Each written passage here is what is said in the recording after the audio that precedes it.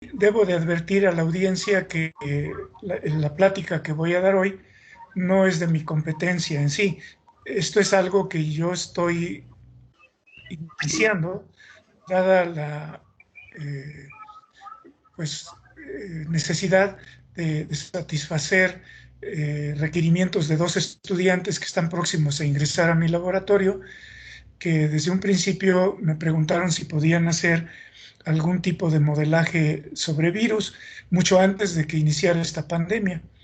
Entonces, después tuve la oportunidad de ser invitado a un coloquio que tuvo lugar hace una semana, precisamente, y entonces le dediqué casi 2 meses de tiempo a leer, a buscar, a reflexionar sobre el tema, que, que es básicamente la enfermedad de COVID-19, y quiero plantearles todo un panorama sobre lo que está pasando alrededor de esta enfermedad y lo que los investigadores que realizan modelaje computacional están haciendo, y luego una serie de reflexiones para que se nos graben algunas cosas. Entonces voy a comenzar. El título ya lo saben. Luego entonces quiero iniciar con estas frases que me encontré en este viaje. Y una fue dicha por Isaac Newton, que dijo, y que sigue estando vigente, que lo que sabemos es solo una gota de agua y lo que ignoramos es todo un océano.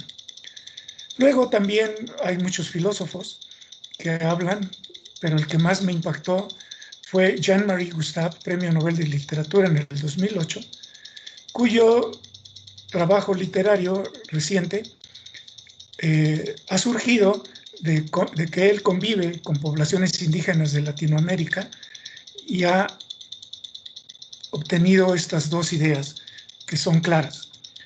Y dice, la pandemia no es un castigo, sino la respuesta de la naturaleza.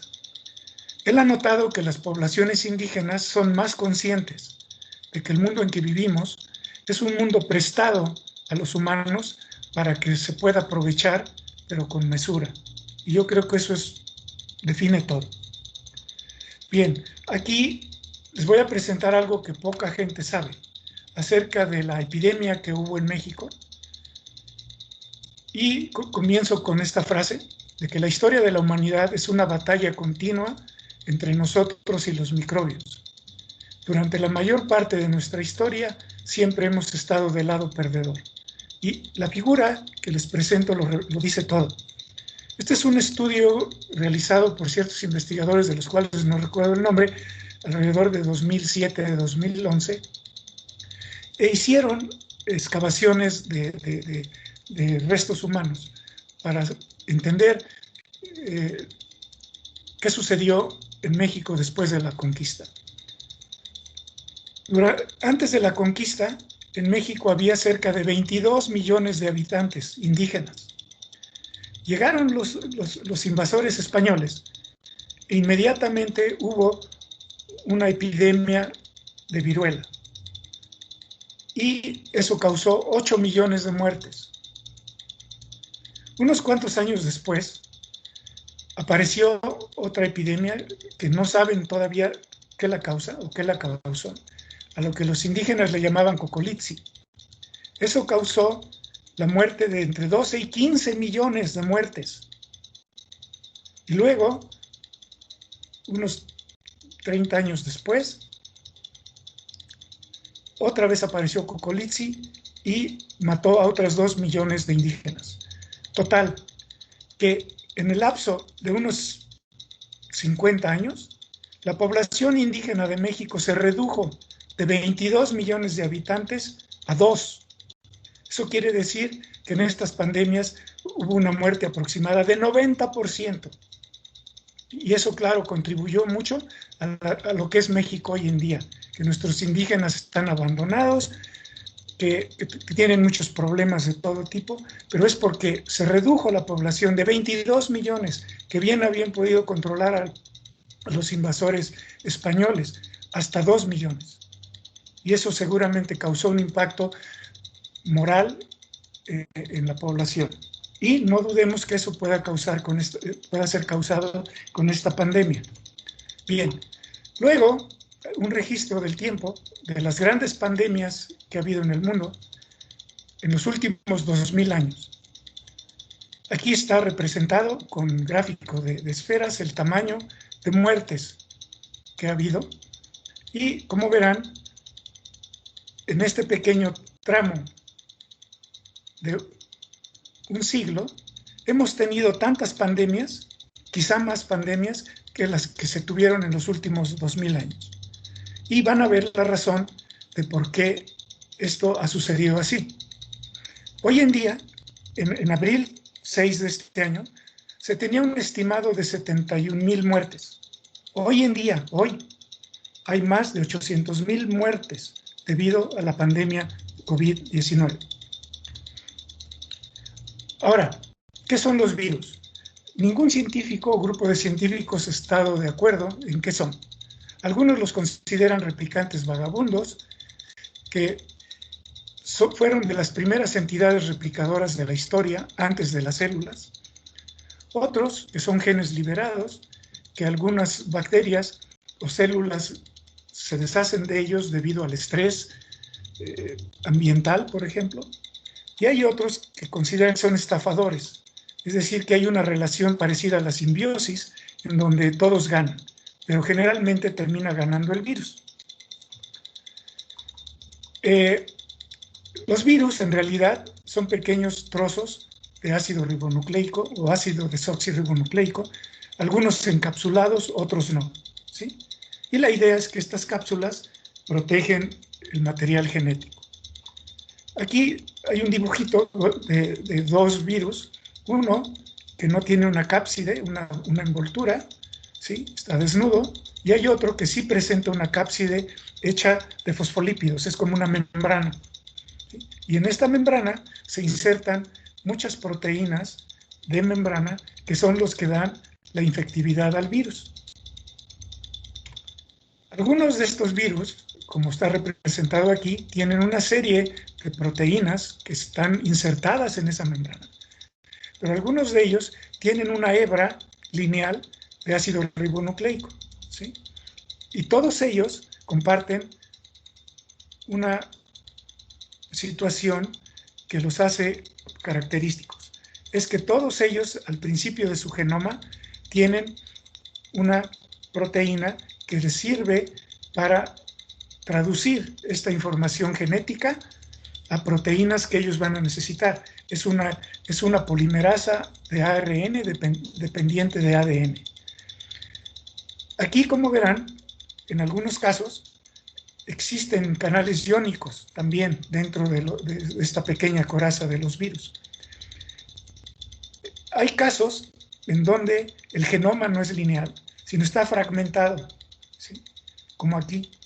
Y como dije, al principio de cada gen existe una proteína replicadora, una polimerasa basada en ARN. Las formas de los virus, en general, son variables, pero sí tienen cierta estructura semejante a un cristal que puede ser aprovechada para el modelaje. Se han clasificado los virus en virus de doble hebra de ADN, de hebra sencilla de ADN, de hebra sencilla de ARN y con diferentes sentidos de traducción. El causante de la pandemia está aquí, el coronavirus. Y cada uno de estos virus de hebra sencilla tienen diferentes mecanismos para poder expresar la proteína viral que necesitan. Está resumido aquí en esta zona, ¿sí? Entonces hay retrovirus, como el HIV, por ejemplo, que requiere una serie más larga de procesos biológicos para producir proteínas que le van a ser útil para replicarse. El que nos afecta, el coronavirus, es muy sencillo, pero es muy, bueno, como que su estructura no le puedo llamar inteligente, pero tiene cosas muy interesantes que no tienen los demás virus. El tamaño relativo, comparado con un glóbulo rojo, es este aquí aproximado, y el virus más grande es el de ébola, y aquí en esta región de 100 nanómetros aproximadamente es donde está el tamaño del coronavirus. Ahora, una pregunta que todo el mundo se hace es ¿cuándo y dónde aparecieron los virus? Primero, los virus no se fosilizan porque es un material que no contiene calcio y no se puede, bueno, no se ha observado un fósil de virus. Pero se tienen referencias de bacterias fosilizadas en rocas de hace 3.500 años. Ahora, si tomamos la primera premisa, que los virus fueron las primeras unidades replicativas, entonces, pues deberían haber aparecido por este tiempo. Luego tenemos ya animales vivos, ¿sí?, que aparecieron alrededor de hace 650 millones de años. Este es el primer ser vivo fosilizado que se ha detectado, el más viejo. Y luego, dos investigadores de la Universidad de Ohio, George y Roberta Polinar, uno un paleontólogo, ella una cristalógrafa, bueno, ellos son los líderes de encontrar, son los líderes mundiales de encontrar fósiles en ámbar, tanto de México, de Centroamérica, de Polinesia, de Tailandia y otros lugares. Bueno, ellos han encontrado que en el estómago de estos insectos ya había virus dentro de sus órganos. Estos virus son poliédricos, pero ya existe la primera evidencia de que hubo virus ya, hace 100 millones de años. Ahora, estos virus que dan la enfermedad de la poliedrosis han evolucionado y generalmente están presentes en insectos que pican, como los mosquitos, garrapatas, jejenes, y claro, de ahí viene el Zika, la malaria, el dengue, etc. Ahora, también hay que considerar que nuestro genoma, que todavía no está comprendido en su totalidad, se ha secuenciado, pero no se sabe con precisión qué partes son las funcionales. Y hay algunos científicos que consideran esto basura genética, lo cual no es cierto. Unos investigadores de la NASA, con estas ideas de viajar a Marte y todo esto, quieren saber si hay posibilidades de contaminar o que nosotros traigamos virus de esos planetas hacia la Tierra. Ellos se dieron a la tarea de secuenciar el genoma humano y compararlo con secuencias virales de ADN conocidas, ¿sí? Y sobre todo en estos virus, en los virus endógenos humanos, que son retrovirus, y encontraron que hasta un 8% de nuestro genoma pertenece a secuencias virales fosilizadas. Entonces, en el tiempo, estos virus aparecieron alrededor de esta etapa del tiempo y luego se transformaron a los mismos virus, pero ahora que afectan a humanos. Esta H es de humano. Y a partir de entonces sufrimos de viruela, sarampión, dengue, HIV, SARS, etc. ¿Sí? Entonces, otra vez vemos que básicamente en el último siglo hemos estado jugando con la naturaleza y este es el resultado de las pandemias que hemos tenido. No hay un registro médico de tales epidemias, pero se encontró esta tableta, un tallado egipcio de un sacerdote que fue afectado por polio. Aquí se ve la pierna más delgada que la otra, típico de una enfermedad de polio, y usa un bastón, claro, para poder caminar. ¿Y qué saben hacer los virus? Pues solamente duplicarse, es todo lo que saben hacer. ¿sí? Con su pequeña maquinaria que tienen, lo único que saben es duplicarse. A mi juicio, las grandes causas de las pandemias son estas tres: la deforestación, la sobrepoblación y la pérdida de biodiversidad.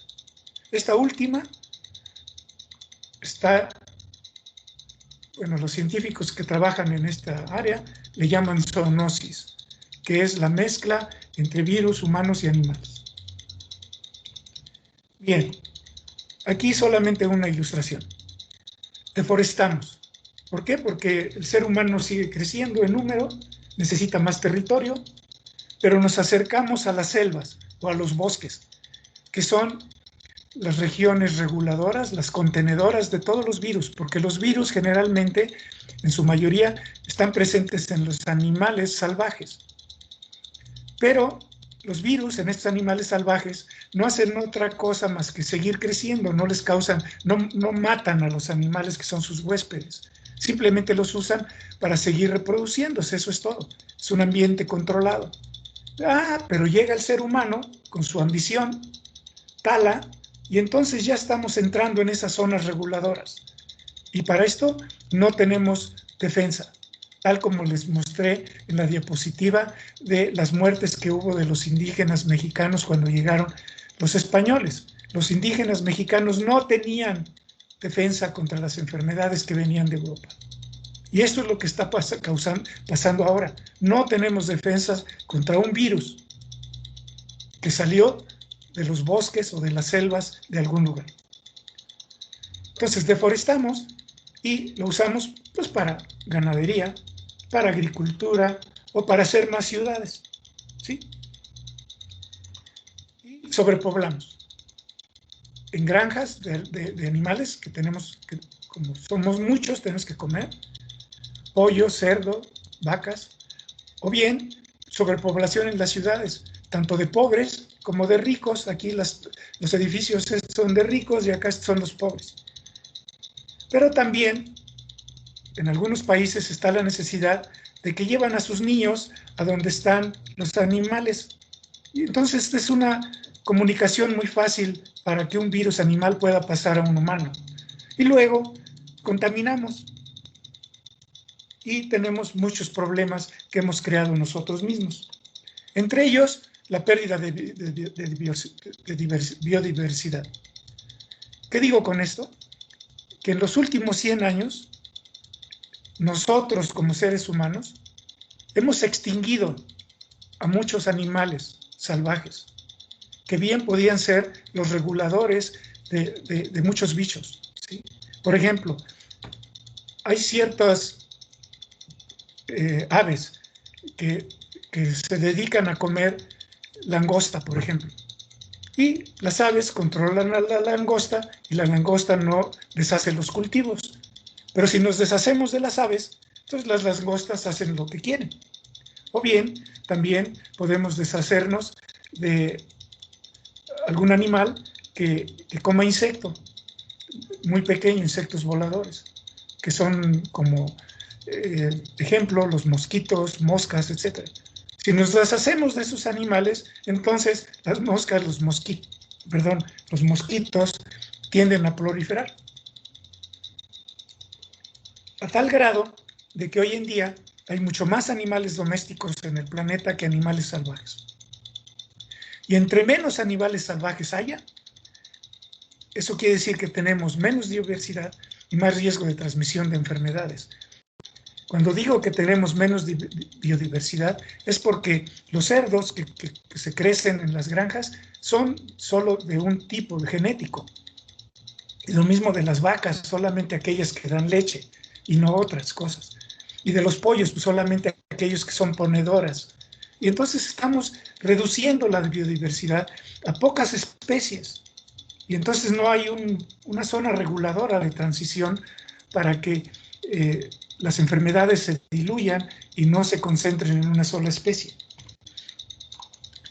La zoonosis de este último siglo viene desde el ébola, que utiliza un vector, no lo transmite, es un vector. El murciélago los simios, las vacas, las aves, los camellos y ahora este de aquí, que es el que nos toca. Por ejemplo, ¿qué sucedió en la zoonosis de la epidemia del H1N1 del 2003 y del 2009? Primero, que se reordenaron tres tipos de virus de la gripe. Una proveniente de un cerdo, otro virus proveniente de aves y un virus humano. Se recombinaron en un cerdo y esto dio origen a un virus triple replicante. Eso quiere decir aquí que hay un gen rojo, un negro y un verde, y es un triple replicante que se generó en un cerdo. A través de la reproducción del cerdo, se fueron agregando más y más virus, ¿sí? hasta que se generó este tipo de virus que es pandémico. Los demás no, pero este sí. Entonces, este es un ejemplo claro de cómo la zoonosis toma diferentes rutas hasta generar un virus pandémico.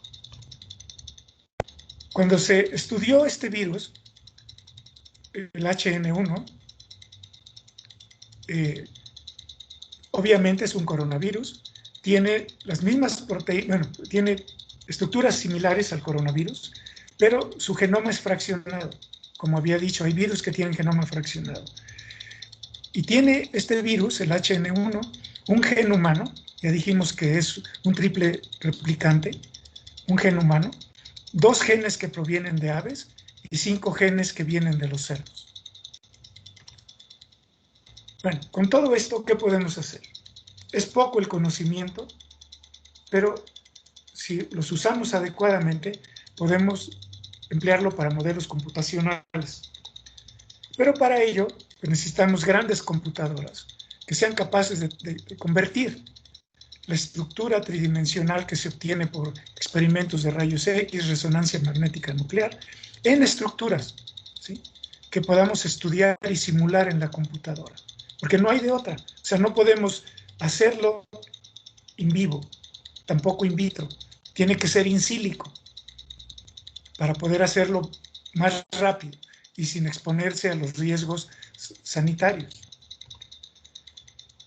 Esta ya es una gráfica más detallada de lo que es el coronavirus. Los científicos han determinado que son 5 proteínas las claves para que este virus sea pandémico. El principal es una proteína espiga o espícula, que es la que se une a las células que va a infectar.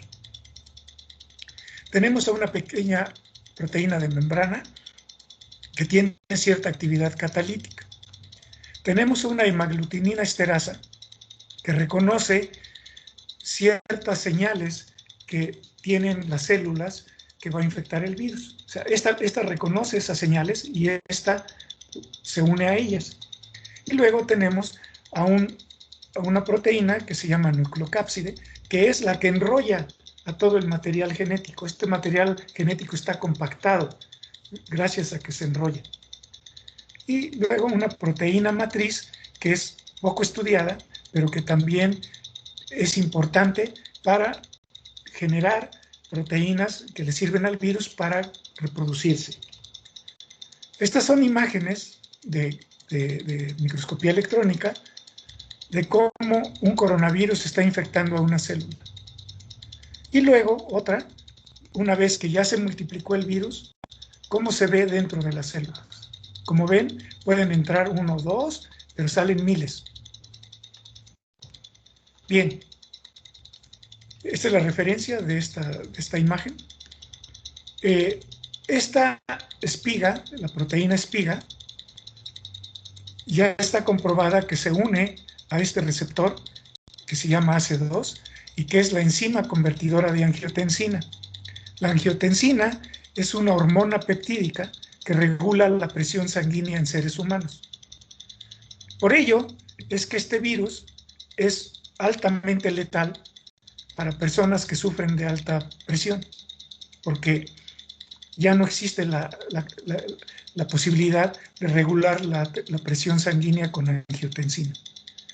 También, últimamente, se ha detectado que existe esta proteína transmembranal, que es una proteína serin proteasa.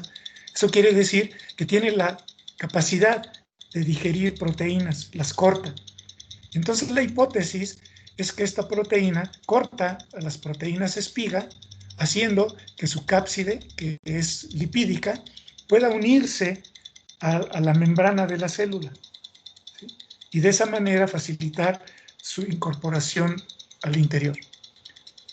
Por lo tanto, esta proteína puede ser una buena fuente farmacológica de inhibición. El gen completo, la estructura genómica completa de este bicho, consiste de varias secciones. La más larga contiene 16 secciones y la más pequeña tiene otras que son proteínas mucho más pequeñas, pero todas de importancia. Este segmento fabrica dentro de la célula a una proteína parecida a la papaína. La papaína es una enzima que digiere proteínas. Entonces, esta sirve para digerir proteínas. Y también tenemos a esta otra partecita de aquí, que es la polimerasa basada en una información de ARN y que necesita ADN para reproducirse. Y luego tenemos a la proteasa, esa pequeña proteínita que les digo, que hace el corte en estos segmentos, ¿sí?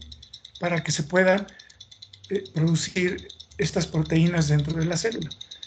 Este segmento es el que produce la proteína espiga, esta de aquí. La proteasa pequeña que les digo está aquí y así. Y aquí está la hemaglutinina en algún lugar. Aquí está. Esta es la hemaglutinina, ¿sí?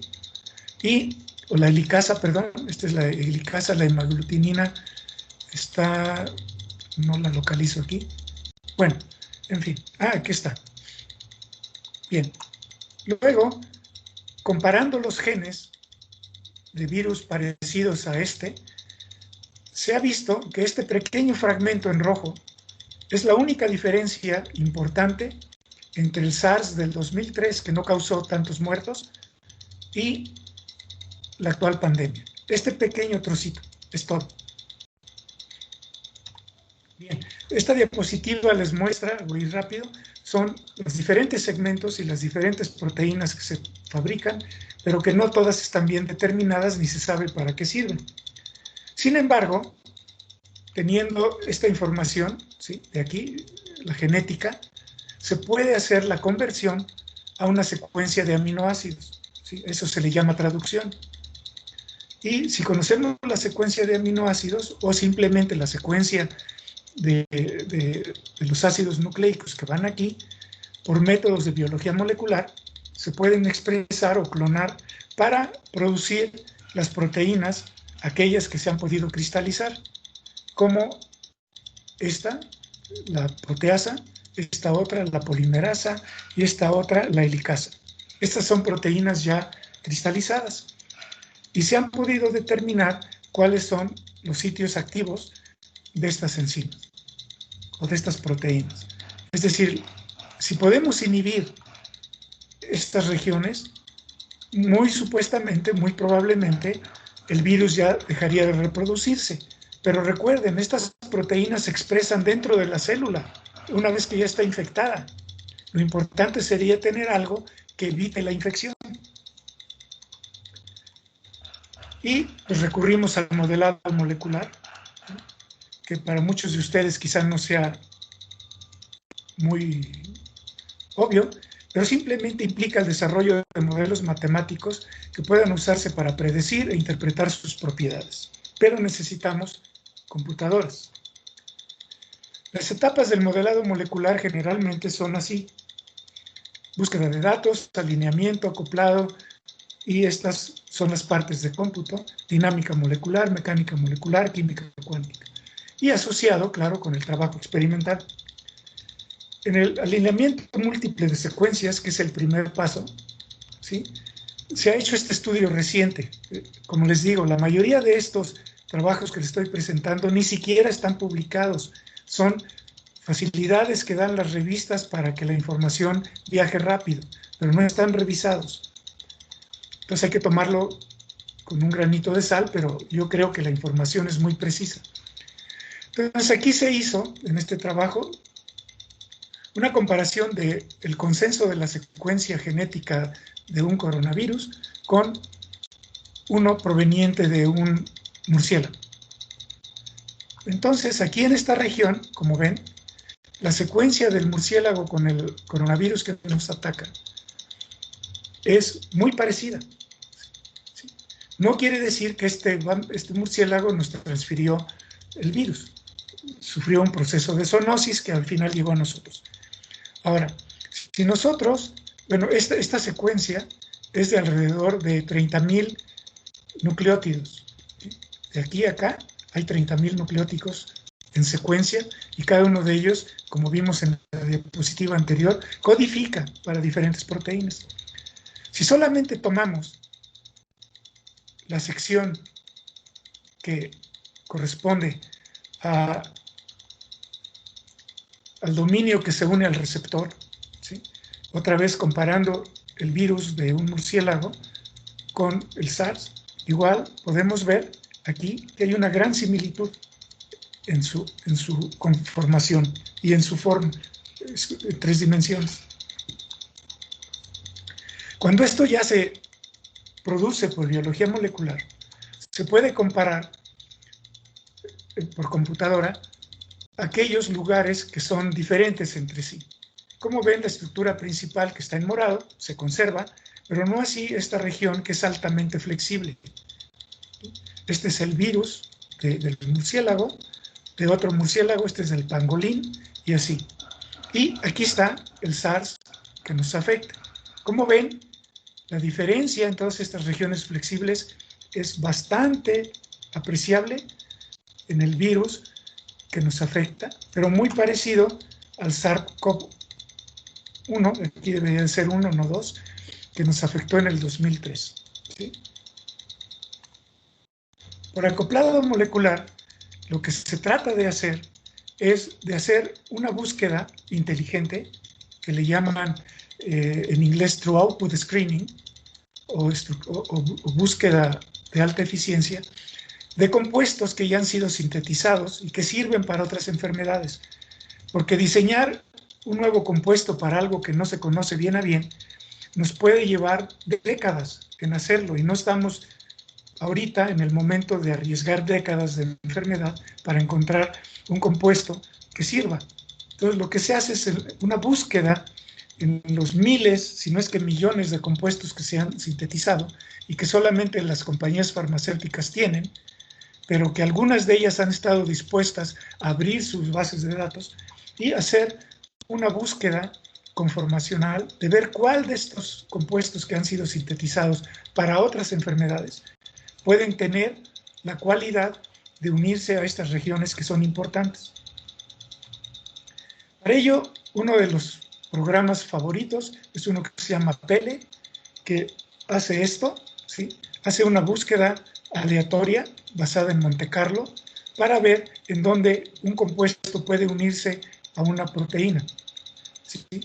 Y esto se realiza en una supercomputadora como esta, que es la Mare Nostrum, que está en Barcelona. PELE es una aplicación que solo corre en esta computadora, en Mare Nostrum. Y es la computadora, la 30ª más rápida del mundo. Luego podemos usar dinámica molecular. Esta metodología tardó 40, 50 años en desarrollarse y al final estos 3 señores, que son los sobrevivientes de los pioneros, recibieron el Premio Nobel de Química en el 2013 por todas las contribuciones que hicieron para que la dinámica molecular fuera una herramienta eficiente para predecir y estudiar estructuras biológicas. La fórmula es empírica, es muy sencilla, pero no así el desarrollo de ver cómo esta función cambia en evolución de tiempo, cómo estos movimientos van cambiando en la evolución del tiempo. Y debido a toda esta maquinaria que estos tres señores iniciaron, pero que hay cientos de gente que ha trabajado en el desarrollo de esta metodología, finalmente es una herramienta muy útil. Bien, y es útil por lo siguiente, porque podemos hacer esta búsqueda de alta eficiencia en base de datos.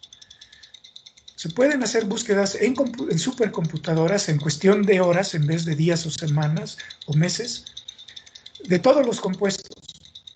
Y se hace una búsqueda de similitud, se hace el acoplado y puntaje, y al final los mejores puntajes pueden ser usados para hacer los estudios de dinámica molecular. La dinámica molecular tiene un alto contenido físico-químico. Entonces, esto nos permite calcular las energías libres de solvatación o de unión de ciertos compuestos o de una proteína o de dos moléculas o tres moléculas que pueden ser proteínas o compuestos pequeños. Entonces, en este caso, lo que se trata de hacer es estudiar si hay alguna forma de inhibir que este virus se una a las células que están por ser infectadas. Pero uno tiene que conocer que estas energías libres sean las de menor energía, eso quiere decir las más capaces, las más potentes de unión. Entre más fuerte sea la unión, obviamente es menos posible que se una el bicho a la célula. Aquí les voy a dar en este video una imagen de lo que se ha estudiado, no yo, por otros investigadores, no tuve aquí la precaución, bueno, sí, al final viene quien lo hizo, de cómo estas proteínas que se producen en las células infectadas van a dar a la membrana. Esto en azul son los fosfolípidos, es la membrana, lo amarillo es la proteína. Y estas proteínas inducen que la membrana se funda en una micela, ¿sí? Y esto es lo que hace que el virus ya esté encapsulado, ¿sí? Esto ya es el proceso de encapsulación del virus. Todo influenciado por estas proteínas de membrana, ¿sí? Aquí están los señores que lo hicieron. Esta es otra película de dinámica molecular y como se ve hay una alta simetría de estas proteínas. Aquí son 5 más el centro y cada una de estas cositas que se está moviendo es un posible inhibidor. Pero tenemos que estudiar cientos de inhibidores para saber cuál de ellos es el más apto. Bueno, vamos a ir en detalle. La proteína espiga, la que se une que reconoce el sitio de unión, ¿sí? Esta ya está cristalizada y sabemos su secuencia y sabemos qué hace cada cosa. Esta proteína es una proteína de membrana, pero es un trímero. Eso quiere decir que se forma de 3 unidades idénticas. Y esto que está aquí en color verde es la región donde se une al receptor. Recuerden, el receptor es una proteína que se llama AC2, que es la enzima reguladora de angiotensina. Pero esta parte, que es muy flexible, puede estar en diferentes conformaciones, arriba, abajo, en intermedio, etc. ¿Sí? Entonces, esta proteína tiene mucho truco, ¿sí? Hay que saber en cuáles de estas posiciones la proteína se une a la célula. Por estudios de criomicroscopía se ha visto que existen estas posiciones diferentes, ¿sí? Es un monómero y como ven, esta es cuando el sitio de unión al receptor está abajo, cuando está arriba y un intermedio, etc. ¿Sí? ¿Para qué nos sirve esto? Bueno, porque lo importante sería diseñar o producir anticuerpos que reconozcan esa parte de la proteína que está lista para infectar. Pero recuerden, esta espiga se une a los receptores de ACE, que son estos que están aquí representados, y el problema es que esta enzima reguladora de angiotensina se encuentra por todos lados, en el cerebro, en las vías respiratorias, en en ciertas células endoteliales, en los pulmones, en el hígado, en el intestino, en los riñones, en el corazón, en los ojos. Entonces, esto hace muy complicada esta infección. Por eso nos dicen, no nos toquemos los ojos, no tosamos ni hablemos frente a personas que pueden o no estar infectadas, porque estamos llenos de estos sitios donde existe la enzima que controla la angiotensina. ¿Sí? Entonces, esto lo hace un virus súper infeccioso y hay que tener mucho cuidado con él. Lo que se ha notado también por estos señores que están aquí es que esta proteína espiga que está aquí representada, estas son estructuras creo que es de microscopía electrónica, y aquí este pedacito que está aquí es la enzima ACE, y todo esto de acá es la espiga. Entonces ellos han hecho estudios de asociación de la espiga del virus con la proteína ACE, y han notado que esta espiga se une, tiene una afinidad de 10 a 20 veces mayor que aquel del SARS del 2003. Algo pasó ahí que lo hace más infeccioso.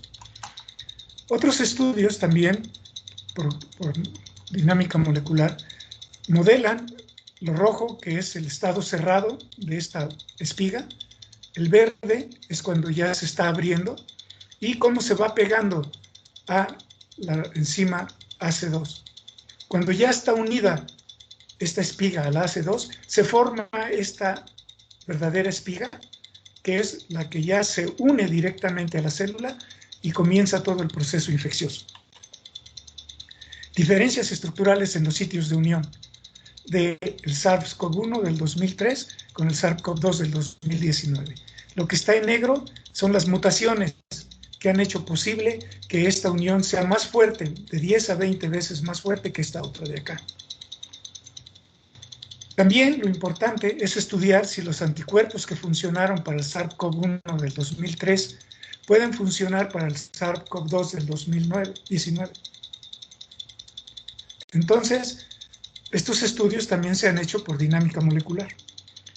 Otro estudio que también está hecho con dinámica molecular es cómo aprender del coronavirus del H1N1 y ver las proteínas más importantes. Esta es una neuroaminidasa que tiene propiedades muy importantes, porque también se abre y se cierra, igual como la espiga.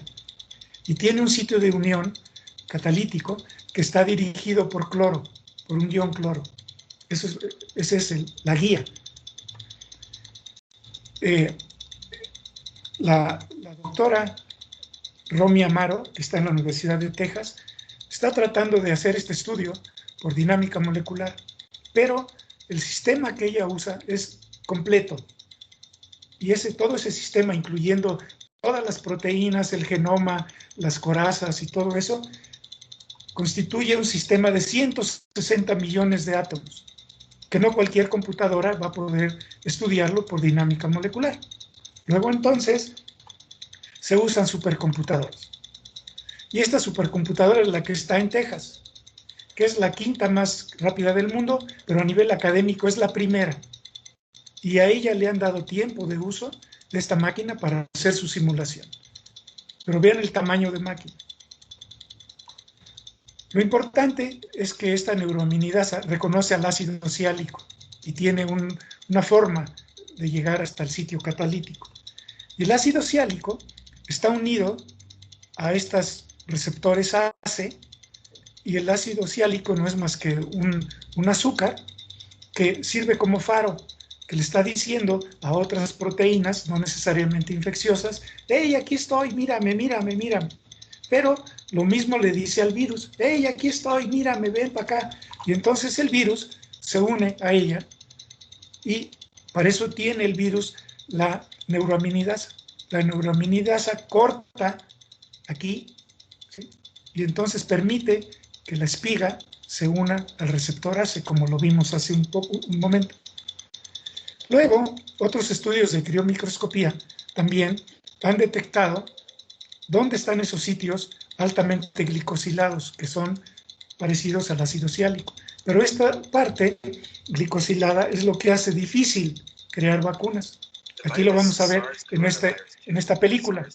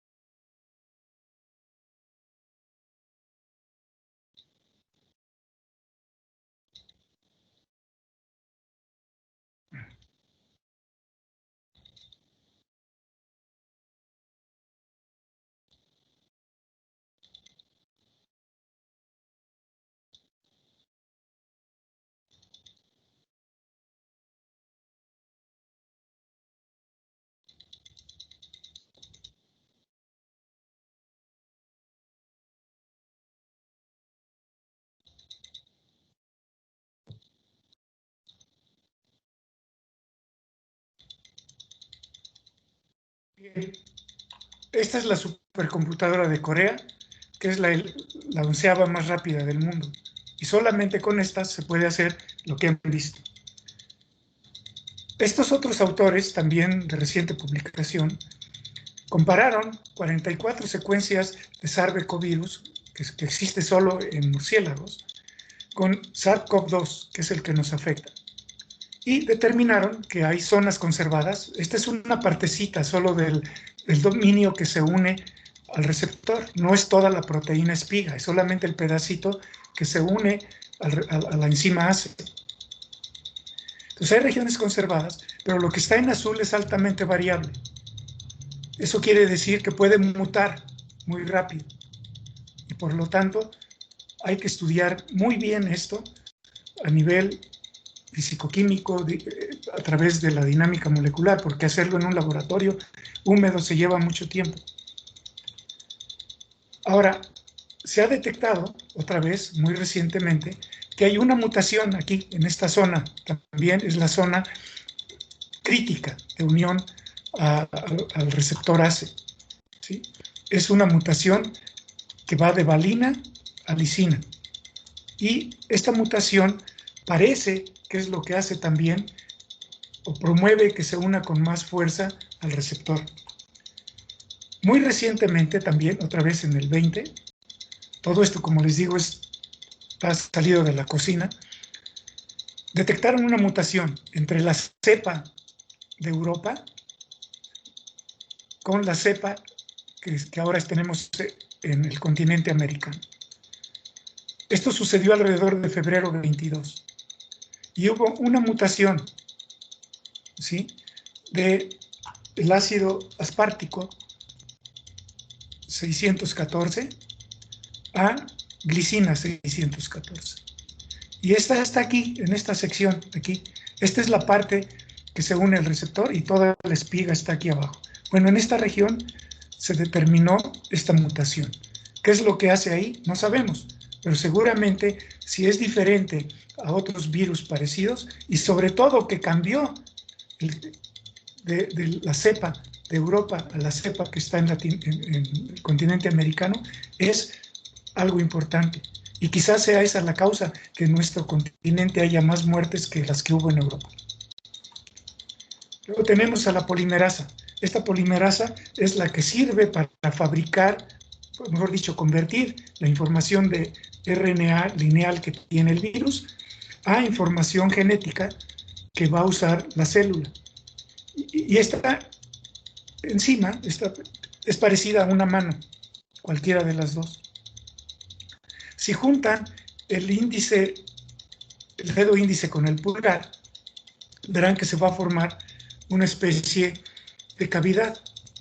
Bueno, pues por esta cavidad es donde se va a hacer la síntesis, como vamos a ver en esta película. ¿Sí? Aquí tenemos unidos al dedo índice y al pulgar, y entonces aquí se realiza la síntesis. En azul está la información del virus y en rojo es la información que va a usar la célula para producirle las proteínas que necesita el virus. Luego tenemos la proteasa principal, que es muy importante saber que en seres humanos no existe una semejante, no lo hay. Entonces es muy fácil tratar de encontrar un medicamento o un fármaco que se una a la proteasa, porque no tiene homólogos humanos. Entonces no hay posibilidad de que al tomar ese medicamento también nos vaya a causar daños colaterales, porque nosotros también tenemos proteasas, pero no de este tipo. Pero hay que estudiar, hay que ver qué pasa con ella. Y lo importante es que esta proteína se dimeriza. Es activa solo cuando es un dímero, cuando están dos moléculas iguales. Entonces, una posibilidad es diseñar inhibidores que inhiban la dimerización y con eso la inactivamos y entonces el virus ya no se puede reproducir. Pero para ello hay que ver también posibles mutaciones que hay ahí. Y aquí se ha visto que esta mutación en esta región también puede ser causal de la alta infectividad que tiene el SARS-CoV-2. Entonces ya vamos 3 mutaciones hasta esta. Y lo importante aquí es ver qué aminoácidos, qué residuos de aminoácidos son los importantes. Los importantes son estas dos alaninas, que si las muta uno, bueno, si el virus muta, las puede hacer que estas dos distancias se hagan más grandes o más cortas. Y como esta es la región que se une al receptor, pues puede influenciar mucho en su actividad virulenta. Tampoco lo sabemos, pero hay que estudiarlo. Se pueden diseñar inhibidores por acoplamiento molecular y luego por dinámica molecular. Esta es una foto de ellas. O bien de esta otra, esta es para la proteína esta PRO, MPRO. Y aquí también podemos hacer estudios de dinámica molecular y luego de cristalografía para ver si la unión de este inhibidor es la más fuerte entre varios posibles candidatos, como aquí. ¿Sí? Este ya es un estudio de acoplamiento molecular usando Monte Carlo, de ver dónde se unen cualquiera de estos posibles inhibidores. Y esta región es donde se ha detectado que es la región de unión más fuerte para muchos de estos inhibidores.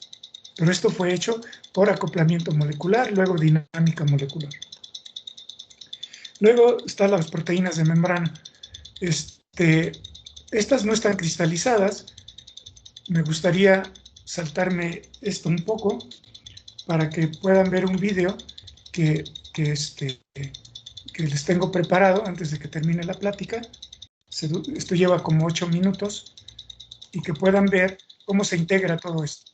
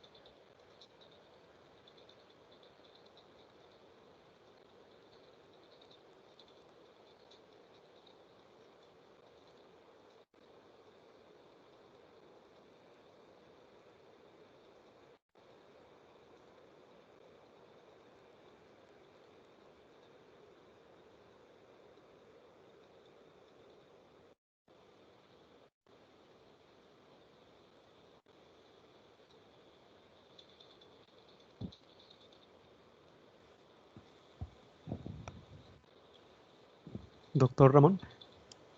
Sí, Sí, disculpe, una sí, pregunta, disculpe que lo moleste. ¿Nos podría compartir el video con audio? ¿Sí tiene sonido? está con audio, no sé cómo.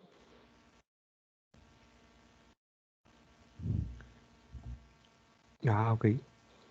Es que yo no lo escucho, no sé si los demás estén batallando así también.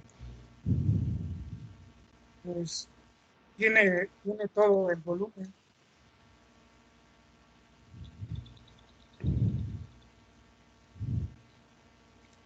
Ah, ok. pero si no puedo compartirles el vídeo, ya lo ven después.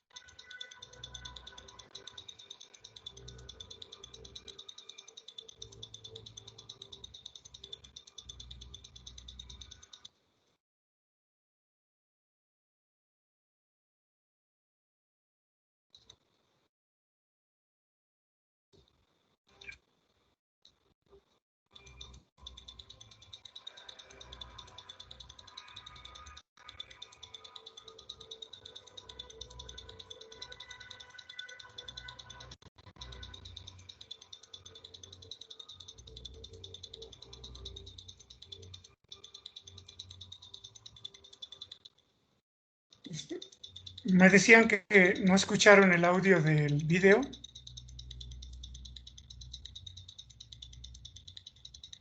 Bueno, Sí. Sí, no, no se escuchó, pero igual no los puede compartir el link. sí, no sé por qué. Déjenme ver si puedo ver qué está pasando con esto. Ah, es que creo que esto no le piqué aquí. Aquí, incluir el vídeo. ¿Dónde está? Es que ya no lo veo. Donde dice incluir el volumen, ya no lo veo. No, pero así está bien porque si le pone audio, el video que se suba a YouTube ya van a hacer que lo quitemos. Ah, bueno, entonces lo dejo tal cual. Sí, ya nada más sería cuestión de que nos pase el link para que lo podamos ver cada uno por nuestra cuenta. Muy bien, sí, por supuesto, claro que sí. Bueno, pues hay más material, pero no creo que me dé tiempo de pasarlo. Entonces voy a correr rápido esto de acá, porque hay más material de todas las proteínas que se conocen. Y esto seguramente es de interés para algunos de los estudiantes. Esta es una investigadora mexicana que, cuyo trabajo es la ciencia de materiales y ahora está trabajando en la Universidad de Northwestern. Y ella lo que pretende es diseñar nanomateriales que puedan inhibir la unión del virus con las células. Y esto es lo que ahora lo reportaron en BBC News. Y aquí les presento a la mujer que ¿dónde está? Ay, no sé por qué no la pueden ver. Aquí está, es ella. ¿Sí? Ella es egresada de la UNAM, no por, digo, simplemente por suerte, pudo ser egresada de cualquier lugar. ¿Sí? Obtuvo un doctorado en la Universidad de Cambridge y ahora está en la Universidad de Northwestern. Ella es la líder del grupo que está trabajando sobre el diseño de nanomateriales para, para impedir que el virus se una a la célula.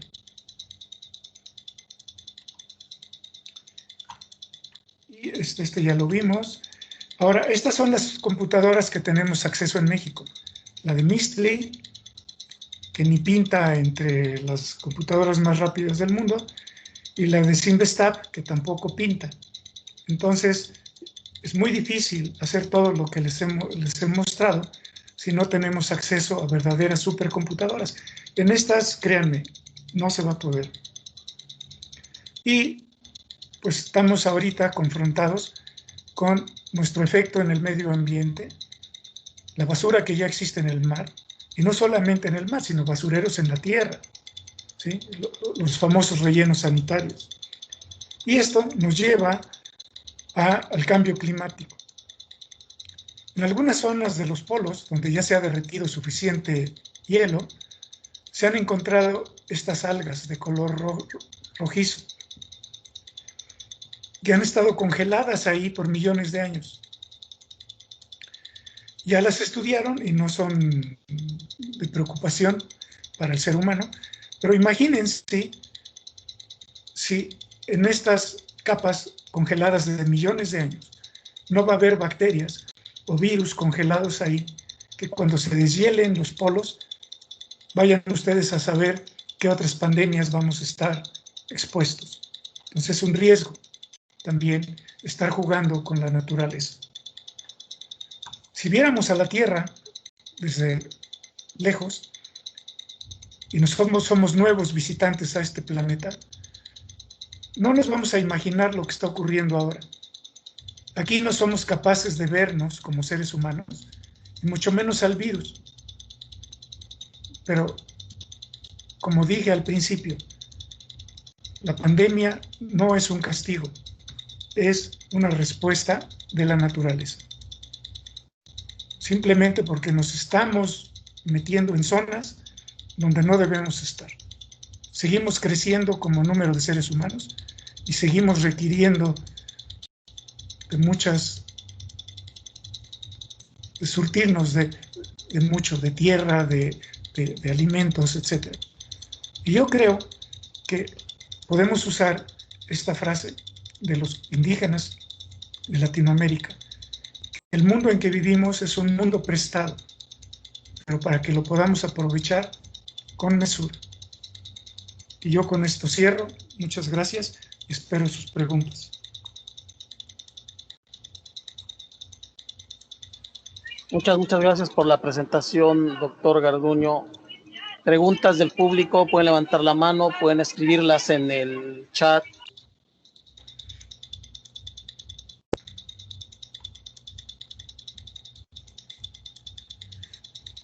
Bueno, aquí de Diego sí tiene audio, pero no sé por qué no se mostró. Sí, claro, les paso yo la liga, eso no es problema.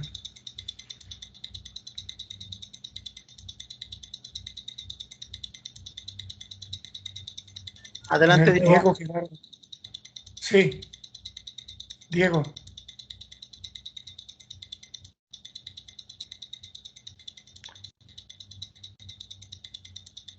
No se escucha, Diego.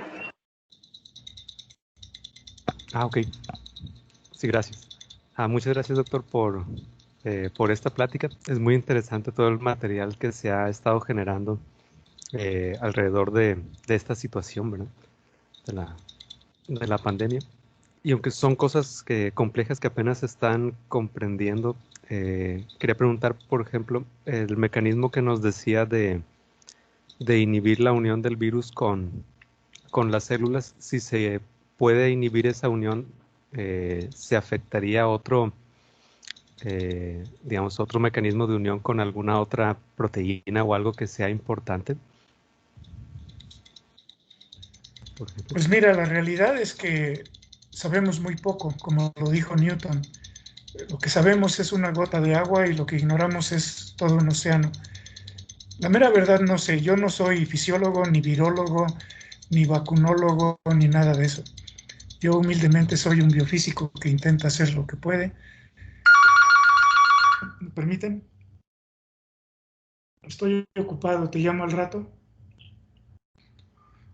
Entonces, la mera verdad no sé. Yo supongo que eso lo tienen que ver todos los expertos, sobre todo en los laboratorios farmacéuticos, pero más aún en las universidades, porque eh, yo no sé, excepto por la proteína esta M-Pro, que no tiene un análogo en el ser humano. Entonces, cualquier fármaco que se diseñe va a ser exclusivo para atacar esa proteína y no cualquiera que se encuentre en cualquier otro órgano del ser humano.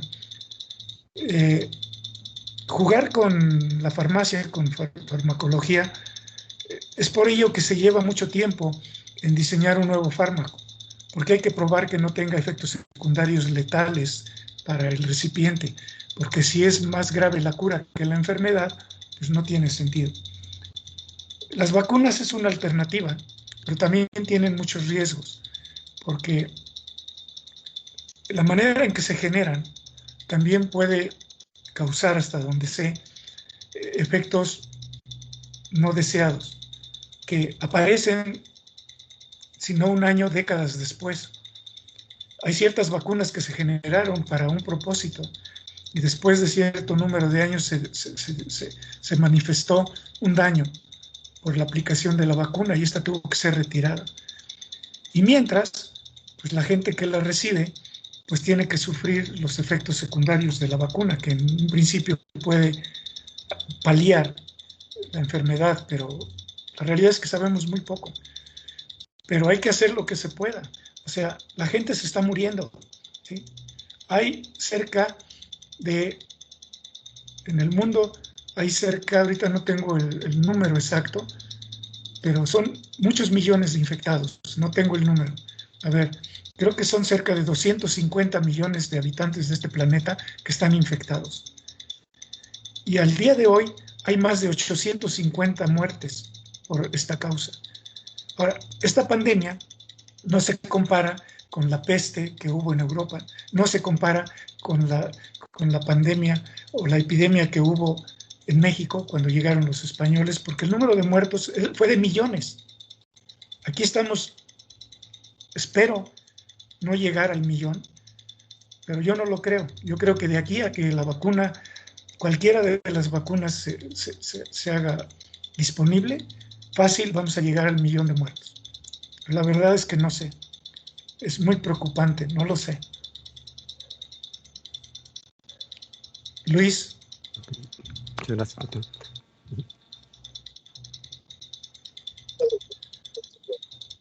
Luis, no te escucho. Luis Antonio Rojas.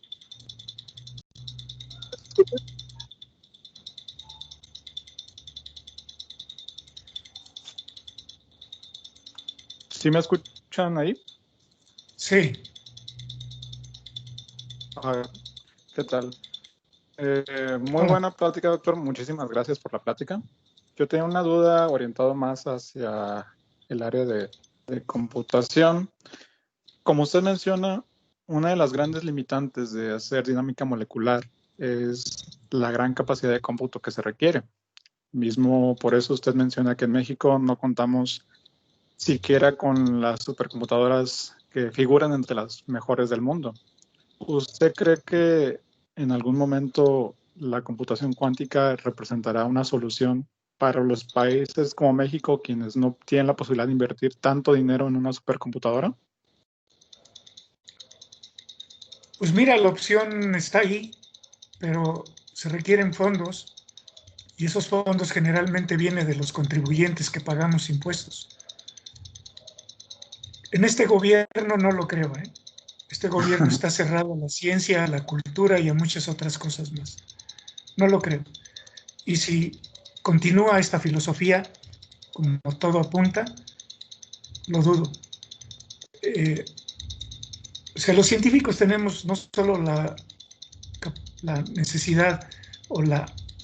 Trabajamos en esto porque nos gusta, pero también tenemos una necesidad de impactar a la sociedad.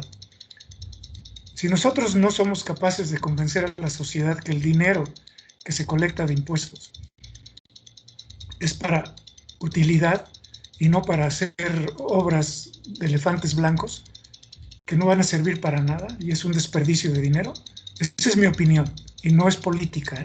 Es simplemente es lo que veo. Y que se invierta más en algo que sí deje algo para la comunidad, como lo hacen otros países, en donde invierten dinero porque saben que depender de otros países no es bueno. Entonces, yo creo que tenemos que hacer la labor de convencimiento. Y la computación cuántica, pues puede ser una herramienta más, pero ¿quién las va a comprar? ¿Quién las va a mantener? Se requiere dinero y si ese dinero no está disponible, pues vamos a tener que hacer todo con Abaco. Ok, muchas gracias. No hay de qué.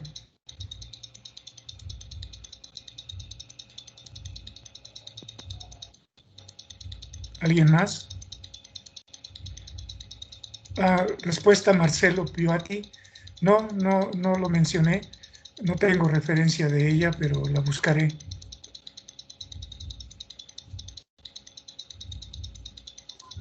Sí, Salió esta semana, perdón, Marcelo, este trabajo que les paso la referencia. Sí, trabajando Muy bien, sobre modelos de Spike en COVID. muy bien, lo buscaré. No tenía esa información. de Sí, no hecho, hay la problema. referencia que Hay hizo mucha de, información que da vuelta. perdón, es la referencia que hizo de Mónica Olivera. Es probable, no lo sé. A ver, puedo pasarla. Sí, usted hizo una referencia a una noticia en BBC News y bueno, está capaz que puede ser parte de esto lo que está en el artículo que yo he puesto ahí el de hoy. Sí, está aquí, hace Nano. Ahí es Nano. Sí, entonces es ella. Es Sí, ella, sí. pero no localicé el artículo. Aquí está Mónica Olvera. Sí,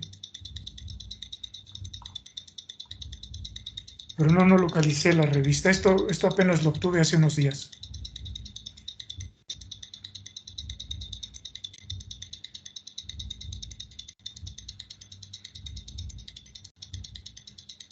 Bueno, más preguntas, Con porque a respecto veces parece. a la estrategia que se está siguiendo, se intenta entonces bloquear estos sitios donde se une el virus con las células sanas. ¿Es solo esa Sí, estrategia o hay otras más? pues es la más rápida. Hay muchas más, pero pues es la que se puede hacer más rápido.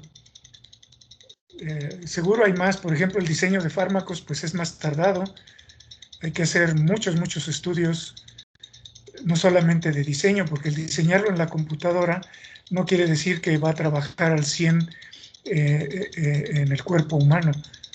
No se sabe, porque una vez que se diseña un fármaco, puede unirse a muchos otros sitios. No es fácil, no es fácil. Tiene que haber muchos estudios de diagnóstico clínicos y preclínicos para poder liberar un fármaco. Y aparte lo que cuesta hacerlo, fabricarlo, eso es lo peor.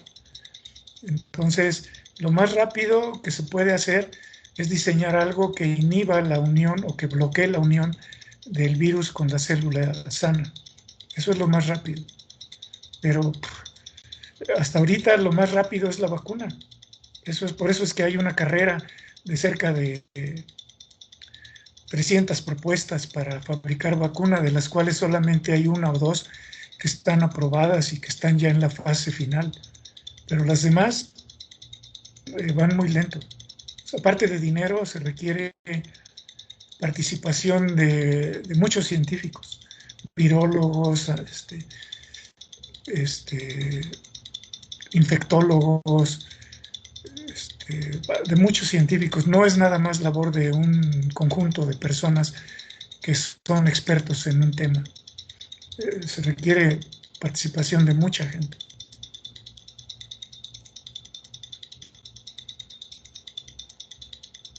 Okay. Muchas gracias. Marcelo tiene una pregunta. Sí, adelante, adelante. Sí, Estoy gracias. abierto a todo. Disculpe, yo tenía otra reunión en simultáneo y fui escuchando partes de la presentación. Seguro que después la voy a ver en YouTube.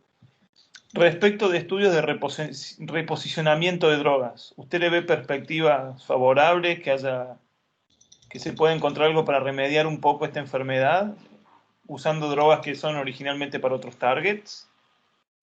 Sí. De hecho, esto está siendo muy estudiado. Más que nada porque los fármacos ya están sintetizados. El problema que he visto es que muchos de estos fármacos los dejan de producir porque no se pueden vender. Están ahí disponibles, pero no se venden. Entonces, muchas compañías farmacéuticas ya los han dejado de producir. Y ese es el problema que yo veo. Aparte de que muchos de estos fármacos no están entrando al catálogo de fármacos intercambiables o similares. O sea, son fármacos que todavía están bajo propiedad intelectual.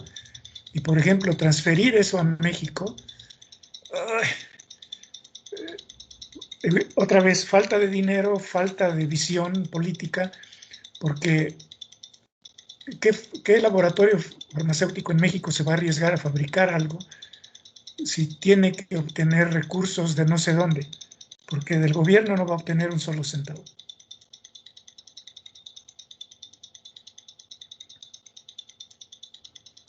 Gracias. No hay de qué.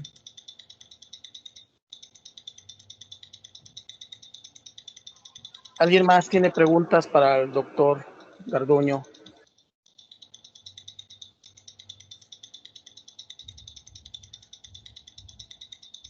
Pues como siempre los he dejado con la boca abierta, yo creo que por eso no hay preguntas. Diego, adelante. Sí, no, es muy interesante. Tenía una pregunta, doctor.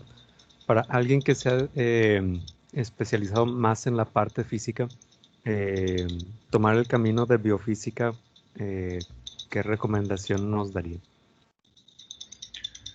Ay, muy buena pregunta. Mira, para serte honesto, los biofísicos en México los puedes contar, o sea, los verdaderos biofísicos, en los cuales me puedo incluir, pero no lo creo, mi modestia no me lo permite. Los puedes contar con una sola mano. No hay muchos biofísicos en México. ¿Por qué? Porque la gran cantidad de biofísicos que pudieran estudiar estos fenómenos como los presenté ahora, no están formados. En las universidades no se les dan estos temas de diseño molecular o de dinámica o muchas otras conocimientos que se requieren. Yo doy cursos de doctorado para gente que viene del área biológica, gente que viene que son farmacobiólogos, que son biólogos, que son veterinarios, y vienen a aprender lo poco que yo sé, porque no hay dónde.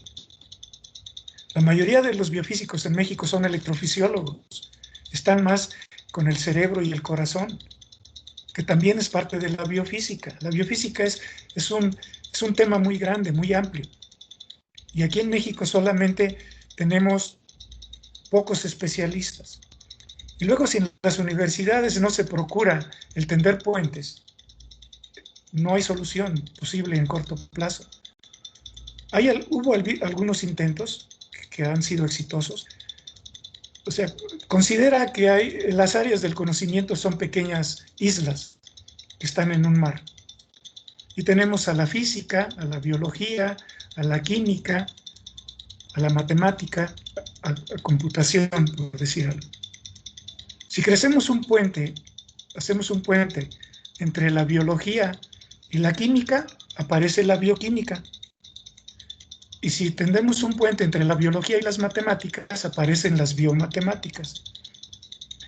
Y si cruzamos un puente entre la física y la química, aparece la fisicoquímica. Pero para hacer un puente que sea biofísica, no es suficiente tener un puente entre la biología y la física, porque aunque son procesos bastante separados, la física es más precisa, o sea, se basa en números y en teorías probadas, y la biología no tiene forma de probar muchas cosas. Entonces no es fácil tender un puente entre física y biología. Pero si las universidades a nivel de licenciatura pudieran trabajar en ir dando herramientas que permitan construir esta escalera, porque hay que ir escalón por escalón, se va a poder hacer, pero las universidades están cerradas ante eso. La UNAM está cerrada ante eso. El POLI está cerrado ante eso. Es decir, tienen ya criterios establecidos, su currícula, su plan de estudios es tan rígido que al menos en la UNAM, si alguien propone un cambio curricular, se lleva de 5 a 10 años en que sea aprobada por el Consejo Universitario. Y en 5 o 10 años el conocimiento ya cambió. Las universidades tienen que ser mucho más dinámicas, más flexibles, para poder incorporar conocimiento nuevo a las licenciaturas, no esperar a que lleguen a los doctorados o a las maestrías. No es fácil, pero yo te aconsejaría que si tú quieres hacer algo semejante, busca a alguien en México que te satisfaga tu curiosidad, o bien búscalo en el extranjero. Pero además ten cuidado de no ser de aquellos gentes que se van a estudiar al extranjero y que son la gente que ha causado más daño al país, como lo dijo ya sabes quién. O sea, me tiene muy enojado este gobierno por las tonterías que dice, porque la gente que no sabe de estas cosas se lo cree a pie juntillas. Cree que nosotros los científicos somos corruptos, que no contribuimos, que no hacemos nada, que nada más estamos filosofando en las nubes y que deberíamos irnos al campo a trabajar para saber lo que es vivir. Hay que cambiar mucho, ¿sí? Pero mucho. Y yo creo que sí tendemos a tener una conciencia política, pero sin tomar partido. O sea, tenemos que la política es una forma de convivencia entre los seres humanos. Y eso es lo que debemos tener, una conciencia política, para que las universidades cambien, sean más flexibles, por ejemplo, ante las necesidades que van a venir, y también para que esta gente pueda tener trabajo en el futuro, y también de difusión. O sea, tenemos que difundir lo que se hace en las universidades hacia el pueblo, hacia la gente que no tiene la oportunidad de haber asistido a una universidad, que no sabe de lo que se trata. Entonces tenemos esa obligación moral también, pero ¿cómo lo vamos a hacer si no nos capacitan para ello? Y la única capacitación que yo veo posible es dentro de las universidades. Las universidades tienen que volverse más flexibles y evitar todos estos procesos burocráticos de cambio de planes de estudio para poder facilitar la incorporación de nuevo conocimiento. De otra manera, es muy difícil, pero la respuesta que te doy es esa. Búscate a alguien en México que satisfaga tu curiosidad o vete al extranjero. En el extranjero vas a encontrar excelentes grupos. El mejor, a mi juicio, es el de la Universidad de Illinois en Urbana. Es el mejor grupo de biofísica que hay en el mundo. Ya hay otro en Inglaterra, y hay otro en Alemania, pero hasta ahí. Los demás, pues, están creciendo y están haciendo cosas, pero no pueden competir con el de Urbana en Illinois. Es el mejor centro de biofísica del mundo. Ok. Muchas gracias, doctor. No, disculpa si eché mucho rollo, pero en realidad no. a mí me molesta que los científicos nos coloquen en un recipiente donde no debemos estar. Sí, Luis, ¿tienes alguna pregunta? Luis.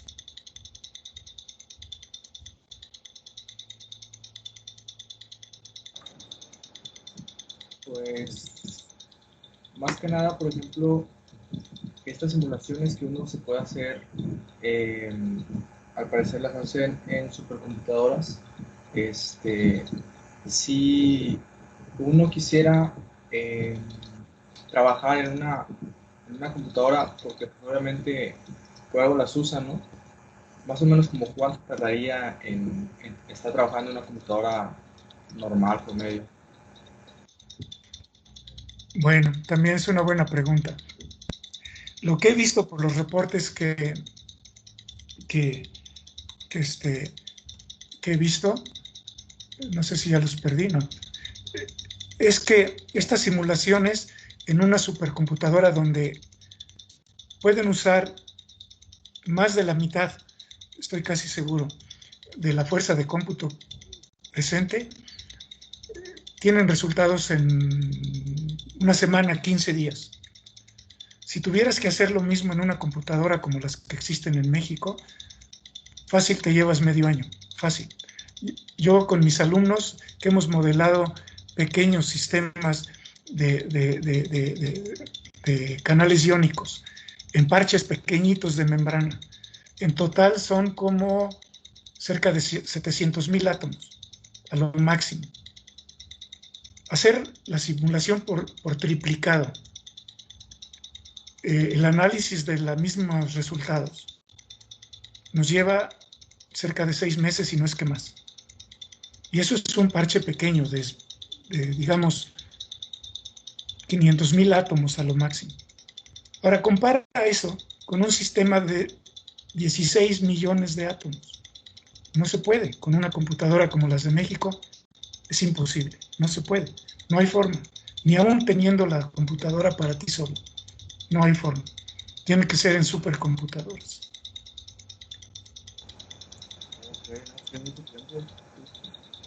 No te oigo. Y mucha diferencia. Sí, pero pues es lo que tenemos. Ok, gracias. No hay de qué. Pues es la realidad, ¿eh? No te estoy mintiendo, esa es la realidad.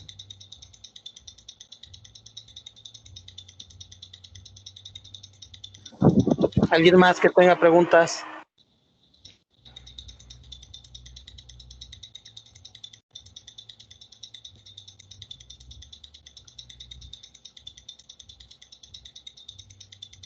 Bueno, la liga del vídeo se la voy a enviar al doctor Tlahuize para que la reparta entre los interesados. Es muy fácil de bajar. Y dura aproximadamente 8 minutos, así es de que no es muy tedioso el verlo.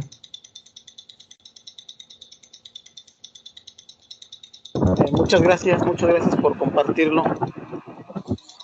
No hay de qué, pues los científicos tenemos la obligación de compartir lo que sabemos, si no, ¿cómo se progresa? Bueno, yo solo quiero hacer un comentario con respecto a lo que mencionó.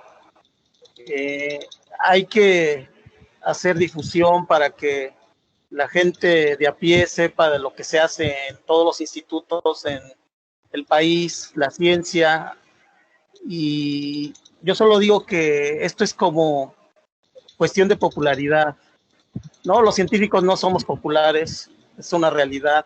Si ahorita usted dijera que va a ser candidato por su estado, por su municipio, nadie lo conoce. No, los conocemos nosotros, pero nadie nos conoce hacia afuera. Y sin embargo, en la política, ellos tienen más seguidores, se escucha más lo que dicen. Y yo creo que esta política de la ciencia, de la inversión en ciencia, va a cambiar cuando un científico pueda llegar a la presidencia. Antes va a ser difícil. Pues el mejor ejemplo es la primer ministro de Alemania, Merkel. Ella es doctorada en física. O bien también el primer presidente de Israel, él fue un científico. Así es que tenemos mucho trabajo que hacer todavía en México. Ay, demasiado. Pero pues la unión hace la fuerza. Yo creo que debemos mantenernos unidos, trabajar en conjunto y evitar los roces y diferencias personales que podamos tener y trabajar en conjunto. No hay otra. Los recursos son cada vez menos y vamos a tener que compartir muchas cosas. Entonces, trabajar unidos, eso nos va a mantener a flote.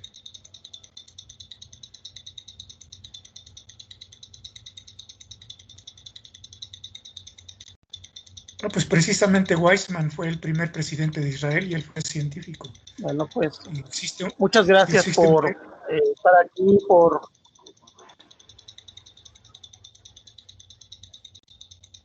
Adelante. Escucho. No, nada, está bien. Lo que iba a decir perdón, ya lo dije. Perdón, me interrumpí. Le digo nuevamente agradecerle su presencia, gracias por la plática. Nos da otro enfoque, nos hace pensar en tener conciencia ecológica, que creo que estuvo muy presente en su charla. Pues no hay nada que agradecer, yo solamente hago mi trabajo, que para eso me pagan, entonces no hay nada que agradecer.